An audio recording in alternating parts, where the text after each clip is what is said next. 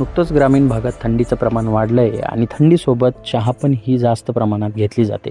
So basically 1 ते 2 वेळा जेव्हा चहा घेतो आपण तेव्हा बॉडीवर वाईट परिणाम दिसत नाही आणि खास करून अशी चहा त्याच्यामध्ये अद्रक, गवती चहा व लवंग वगैरे ह्या गोष्टी ॲडेड असतील, ही आपल्या बॉडीवर किंवा आपल्या इम्युन सिस्टमवर खूप चांगल्या प्रमाणात काम करते व आपल्या इम्युनिटीला बूस्ट करण्याचं काम करते.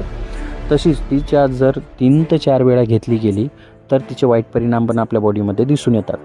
पहिली गोष्ट म्हणजे ज्या लोकांना शुगर व BP आहे त्यांना हिचा त्रास खूप जास्त प्रमाणात होऊ शकतो, कारण ॲडेड शुगर ऑलरेडी चहामध्ये असते. ब्लडमधली जी शुगर आहे खूप जास्त वाढवते आणि त्याच्यामुळे शुगरच्या पेशंटना खूप जास्त प्रमाणात त्रास होऊ शकतात. दुसरी गोष्ट, पचनक्रिया ही मंदावते, पचनक्रिया बिघडते, कॉन्स्टिपेशन, गॅस होणे. दुसरी गोष्ट अशी आहे की आयरनचं जे ॲब्झॉर्प्शन असतं ते कमी होतं आणि त्याच्यामुळे रक्ताचे पण त्रास व्हायला सुरुवात होतात. ज्या लोकांना मायग्रेनचा त्रास आहे तर त्या लोकांना मायग्रेनचे त्रास हे ट्रिगर व्हायला सुरुवात होते आणि हेडेक कंटिन्युअस व्हायला लागते. सो बेसिकली हिवाळ्यात पण तुम्ही चहा घेताय तर हिवाळ्यात पण तुम्ही 1 ते 2 वेळा चहा घ्या आणि खास कर तो आरोग्याला जपणारा असावा किंवा आरोग्याला हार्म नसावा.